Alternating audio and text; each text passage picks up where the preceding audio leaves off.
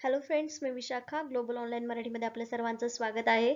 आजच्या सेशनमध्ये आपल्याला पीएचडी एंट्रन्स टेस्ट पेट एक्झामसाठी रिसर्च मेथॉलॉजी स्टडी करायचा आहे आणि याचा टॉपिक आहे रिसर्च इथिक्स, संशोधन नैतिकता आपल्याला बघायचं आहे. रिसर्च प्रोसेस हा टॉपिक आपण स्टार्ट केला होता.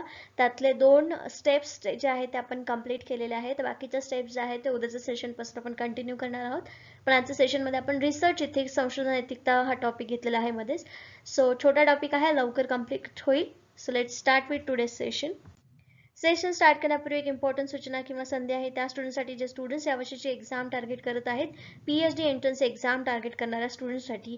जसं की आपल्याला माहिती आहे 50% सिलेबस हा पूर्णपणे रिसर्च मेथॉलॉजीवर असतो कुठल्याही पेट एक्झामसाठी. तसंच या पेट एक्झामचा म्हणजे एसजीबीए युनिव्हर्सिटीचा देखील पॅटर्न जो आहे तो 50% रिसर्च मेथॉलॉजीवरचा आहे. तर त्यासाठी आम्ही एक फुल कोर्स घेऊन आलो आहोत जो तुम्हाला गॅरंटीड सिलेक्शन मिळवून देणार आहे. या फुल कोर्समध्ये आम्ही तुम्हाला मिळवून देणार आहे संपूर्ण अभ्यासक्रम, मॉक टेस्ट, संपूर्ण अभ्यासक्रमावरील notes, video lectures plus live lectures, त्याच्यानंतर 1500 प्लस MCQ PDF सरावासाठी. सराव सगळ्यात आवश्यक असतो तुमचा स्टडी झाल्यानंतर, त्यासाठी ही PDF देखील त्याच्यामध्ये इन्क्लूड करण्यात आलेली आहे.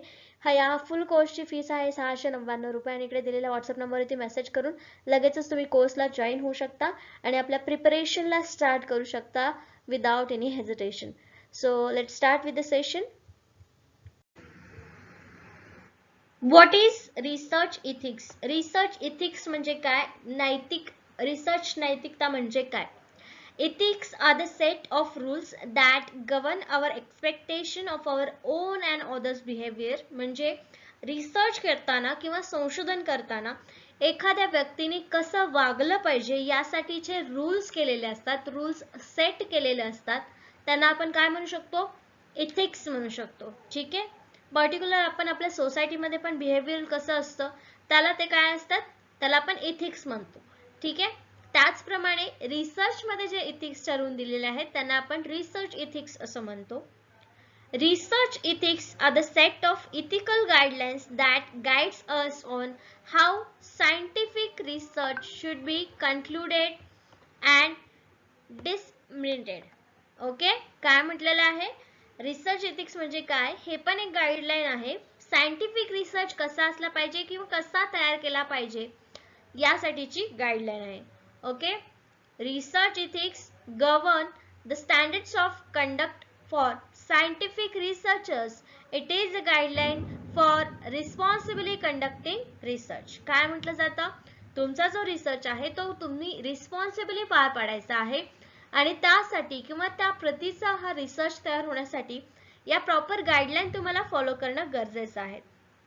Okay, research that implicates human subjects or contributors distinct with and multifaceted ethical, legitimate, communal and administrative concern. तर या इथिक्स मध्ये वेगवेगळ्या बाजू आहेत, वेगवेगळ्या बाजूंनी हे इथिक्स बघितले जातात. ते इथिक्स काय काय आहेत किंवा ते इथिक्स पाळणं म्हणजे काय करायचं आहे नेमकं तुम्हाला ते आपल्याला पुढे समजेल. Okay, research ethics is unambiguously concerned in the examination of ethical issues that are appraised when individuals are involved as participants in the study. ठीक आहे.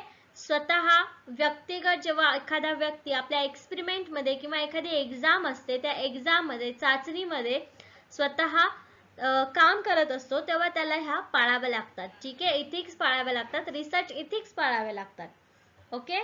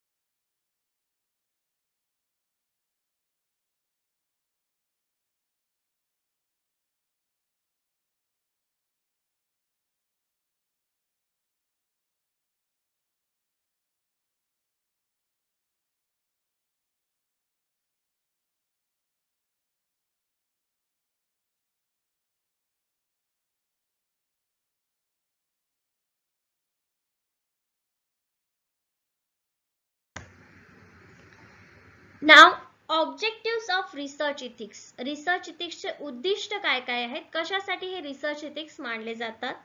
The first and comprehensive objective.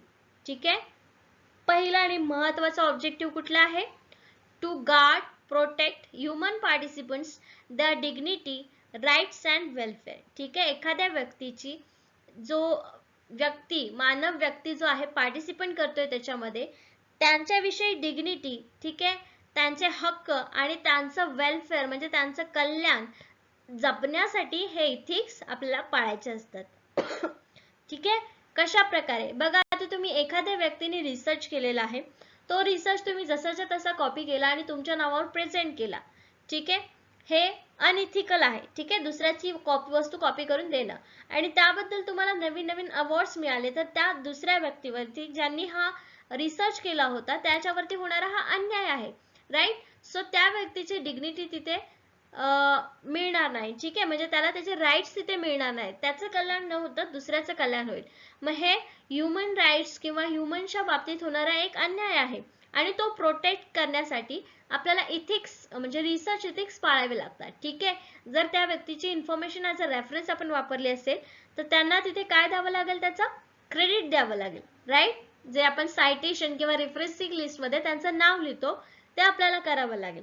So हे होऊ नये, अन्याय होऊ नये यासाठी त्या व्यक्तीची डिग्निटी किंवा वेलफेअर राईट्स हे प्रोटेक्ट करणं आपलं इथिक्सचा एक ऑब्जेक्टिव्ह आहे. ओके, उद्देश आहे.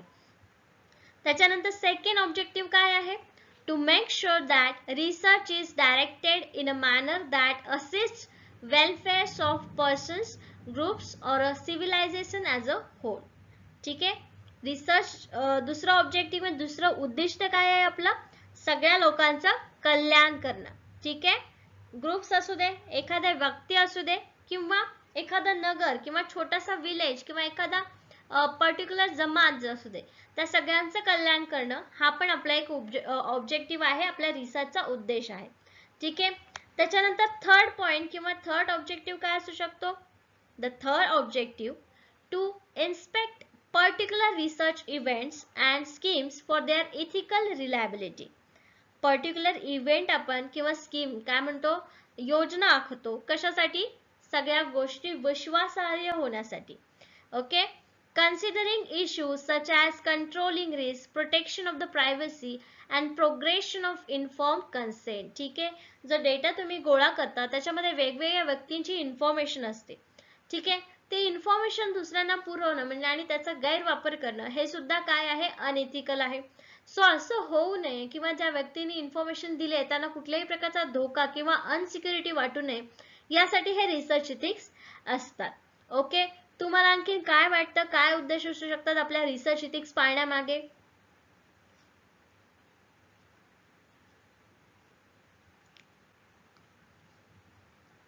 एक दोन सांगा, ऑब्जेक्टिव्ह काय असू शकतात.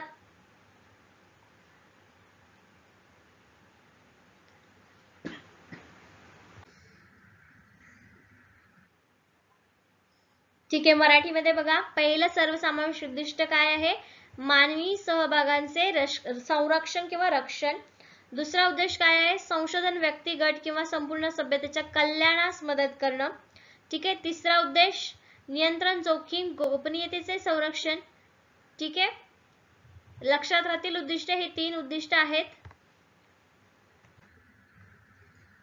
त्या उद्दिष्टांवरून तुम्हाला लक्षात ठेवायचं की काय काय उद्दिष्ट लक्षात ठेवून आपल्याला रिसर्च इथिक्स पाळले गेले पाहिजेत. ओके, आता advantage of research ethics. Research इथिक्सचं महत्त्व काय आहे किंवा त्याचे फायदे काय आहेत रिसर्च इथिक्स पाळण्याचे किंवा रिसर्च इथिक्सचे. फर्स्ट पॉइंट आहे, research ethics promote the AIIMS of research. आपल्या रिसर्चचं ध्येय काय आहे, एम काय आहे, हे ॲडव्हान्टेज आपल्याला सांगता येतात रिसर्च इथिक्स पाळून. Okay, it increases trust among the researchers and respondents. ठीक आहे, हे रिसर्च इथिक्स जे आहेत, जे रिसर्च इथिक्स पाळतात, नैतिकता पाळतात, नीतिशास्त्र पाळतात, त्यांच्यामुळे जो रिसर्च करणारा व्यक्ती आहे आणि त्याला रिस्पॉन्ड करणारा व्यक्ती आहे म्हणजे उत्तरदाता आहे, त्या दोघांमध्ये एक ट्रस्ट, विश्वास निर्माण होतो या रिसर्च इथिक्समुळे. ठीक आहे, एखाद्या व्यक्तीला जर तुम्ही इन्फॉर्मेशन विचारायला गेलात फॉर रिसर्च, तर तो व्यक्ती नक्कीच विश्वासाने तुम्हाला इन्फॉर्मेशन देतो, कारण तुम्ही रिसर्च करता आहात म्हणजे नक्कीच नैतिकता पाळत आहात या हेतूने. ठीक आहे. सो हा ट्रस्ट बाळगण्यासाठी किंवा ट्रस्ट निर्माण होण्यासाठी रिसर्च इथिक्स आवश्यक आहे. Then it is important to ethical principles in order to protect the dignity, rights and welfare of research participants. ठीक आहे. रिसर्च पार्टिसिपेंट जे आहेत, रिसर्च मध्ये भाग घेणारे लोक आहेत, त्यांच्याशी व्यवस्थित म्हणजे ज्या सगळ्या गोष्टी आहेत त्यांची डिग्निटी प्रोटेक्ट करणं, राईट्स वेलफेअर प्रोटेक्ट करणं, या गोष्टी या रिसर्च इथिक्स मध्ये येतात आणि त्यामुळे तुमच्या रिसर्च मध्ये आपोआपच व्यक्ती समावेश होतात. ठीक आहे, समाविष्ट होतात. Then researchers can be held accountable and answerable to their actions. ठीक आहे. रिसर्च इथिक्स मुळे तुम्ही काय असतात, तुम्हाला जे मिळालेले तुम्ही जे ऍक्शन केलेले आहेत त्याच्यावरती तुम्ही आन्सरेबल असतात. ठीक आहे. त्याच्यासाठी तुम्हाला कुठलीही गोष्ट चुकीची करायची नसते. इथिकल मार्गानेच तुम्हाला सगळी इन्फॉर्मेशन घ्यायची असते, सगळे त्याच्यावरती कार्य करायचं असतं, ऍक्शन करायचे असते. Okay. Ethics promote social and moral values. अजून काय फायदा आहे रिसर्च इथिक्सचा, की रिसर्च इथिक्स हे सामाजिक आणि महत्वाचे, मोरल म्हणजे काय म्हणू शकतो आपण, येस, काहीतरी बोध येणं त्याच्यातून. ठीक आहे.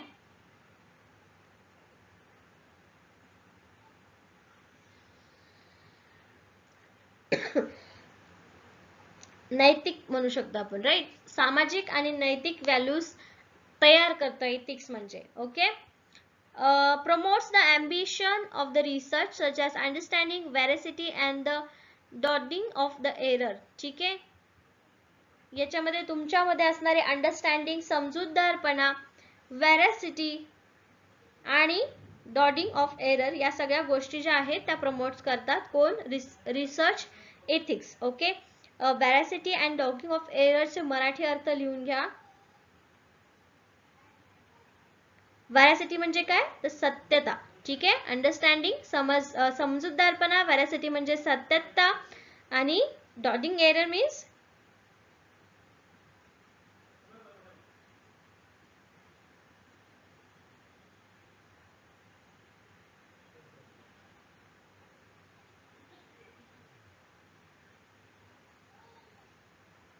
चकमा देणे, त्याला आपण मराठीत म्हणू शकतो. ओके.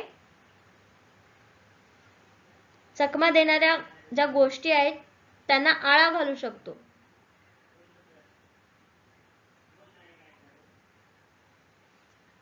अशा प्रकारे या गोष्टी प्रमोट करतात research ethics. Okay. Then ethical standards uphold the values that which'll to cooperative works. जे लोक एकमेकांना सहाय्य करून काम करतात त्यांच्यासाठी ह्या गोष्टी किंवा या व्हॅल्यूज ज्या आहेत त्या खूप महत्त्वपूर्ण काम करतात.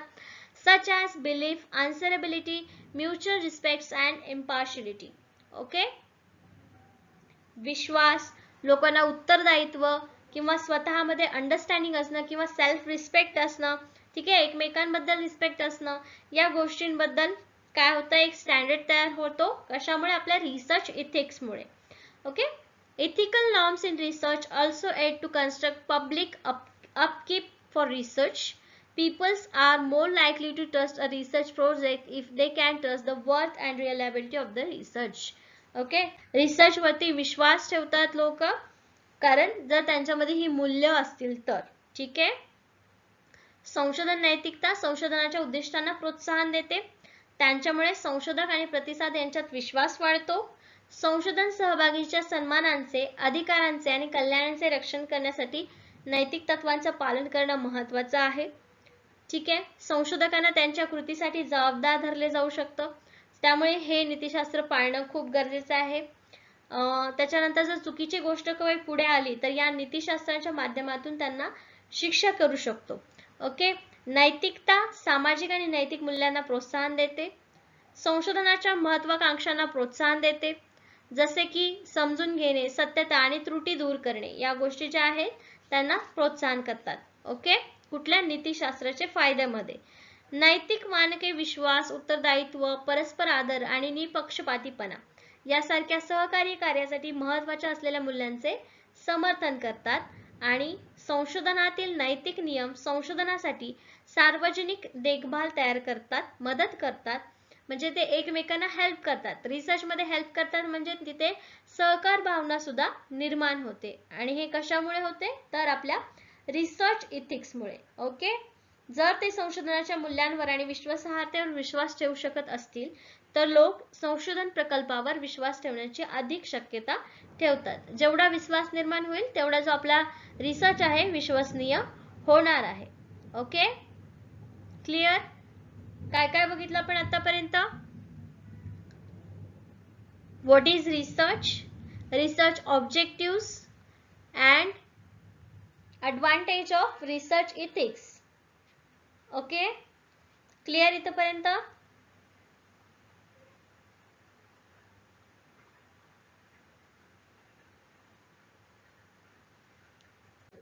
ओके, आता बघायचं आहे लिमिटेशन्स ऑफ रिसर्च इथिक्स. काय काय बघितलं आतापर्यंत आपण? What is research, then research objectives, research ethics objectives आणि ॲडव्हान्टेज ऑफ रिसर्च इथिक्स म्हणजे नैतिक संशोधन नीतिशास्त्राचे फायदे काय काय आहेत ते बघितले. आता मर्यादा काय काय असतात त्या रिसर्च इथिक्सला ते बघायचे आहेत आपल्याला. Possibilities to physical integrity containing those linked with experimental drugs and dealing with the other environments will be used in the study. आता काही ठिकाणी काय होऊ शकतं की जे ड्रग्स म्हणतात आपण, मेडिसिन्स ज्या यूज केल्या जातात त्या मेडिसिन्स आपल्याला एक्सपेरिमेंट थ्रू यूज करावं लागतात. ठीक आहे, सो त्याच्यामध्ये आपल्याला फिजिकल इंटिग्रिटी येऊ शकते. ठीक आहे, हे लिमिटेशन आहे, ही मर्यादा आहे आपल्या रिसर्च इथिक्स वरती.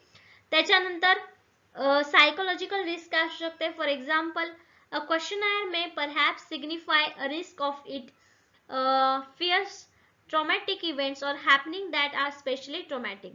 ठीक आहे, एक सायकोलॉजिकल रिस्क काय असू शकते, एखादा इव्हेंट आपल्याला करायचा आहे किंवा रिसर्च करायचा आहे, ऑब्झर्वेशन आपण करत आहोत, तर त्या गोष्टीमध्ये कोणाला जे क्वेश्चन्स विचारलेले आहेत त्याच्यावरती भीती वाढू शकते, काहीतरी वेगळंच होऊ शकतं, ट्रॉमॅटिक होऊ शकतं सगळं. ठीक आहे, ही सायकोलॉजिकल रिस्क असणार आहे, आपलं लिमिटेशन असणार आहे त्या गोष्टीवरती. ठीक आहे, त्याच्यानंतर social, legal and economic risk. If personal information collected during a study is unintentionally released, participants might face a threat of judgment and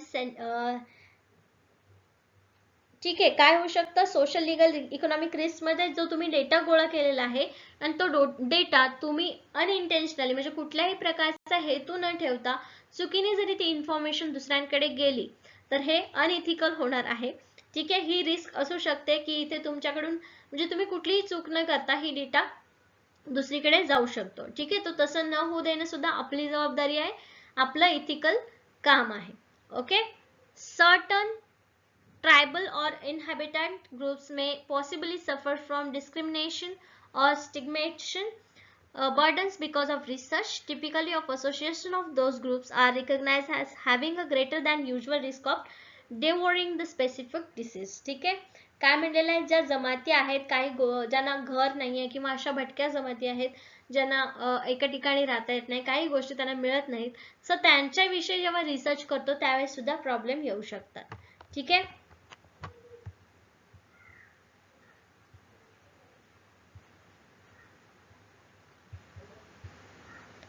okay.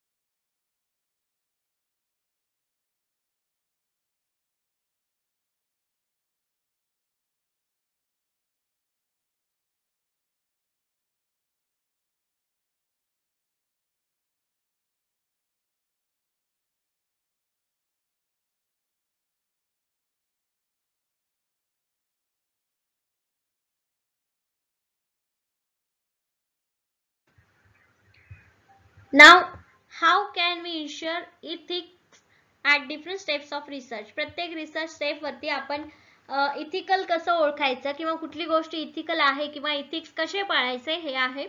The following process helps to ensure ethics at different steps of research. या steps आहेत, त्याच्यातून तुम्ही तुमची नैतिकता तपासू शकता रिसर्चच्या बाबतीत. ठीक आहे. फर्स्ट आहे collect the facts and walk over the intellectual belonging openly. जे काही फॅक्ट्स तुम्ही गोळा केलेले आहे, डेटा गोळा केलेला आहे, तो डेटा गोळा करा आणि त्याच्यावरती ओपनली बोला. ठीक आहे. त्याच्यानंतर जे काही इथिक्स असणार आहेत तुमच्या मॅटरवरती त्याची एक आउटलाईन तयार करा. Detect the affected parties. त्यांच्यापैकी कुठली जो तुम्ही रिसर्च तयार केलेला आहे त्या रिसर्चमध्ये पार्टिसिपंट करणारे जे मॅटर्स आहेत किंवा पार्टीज आहेत त्याच्यामधली कुठली पार्टी अफेक्ट होऊ शकते हे डिटेक्ट करा, शोधा, ओळखा. ठीक आहे. तुम्ही जे काय म्हणू शकतो तुम्हाला जे मिळालेला फंड आहे किंवा जप्ती येऊ शकते असं काही करू नका. ठीक आहे. Recognise the responsibilities. तुमची जबाबदारी ओळखा. Contact your personality and truthfulness. तुमचा जो खरेपणा आहे तो त्याच्यामध्ये दिसू द्या, तुमच्या रिसर्चमध्ये दिसू द्या किंवा इन्फॉर्मेशन गोळा करताना ती दिसू द्या, जेणेकरून तुम्हाला हेल्प करतील लोक. ठीक आहे. Deliberate innovationally about your possible actions. जे तुम्ही म्हणजे ऍक्शन्स करणार आहात त्याच्याबद्दल इनोव्हेशन्स करा, नवीन चांगल्या गोष्टी निर्माण करा. Respect privacy and confidentiality. म्हणजे जे काही तुम्ही डेटा घेणार आहात त्याच्याबद्दल दुसऱ्यांची ओळख फोडू नका, त्याच्यामध्ये प्रायव्हसी ठेवा. ठीक आहे. Resolve on the appropriate ethical actions. Be willing to deal with the divergent point of view. ठीक आहे. काही ज्या गोष्टी असतील त्या गोष्टी इथिकल वेने रिसॉल्व करा, सॉल्व्ह करा. ओके.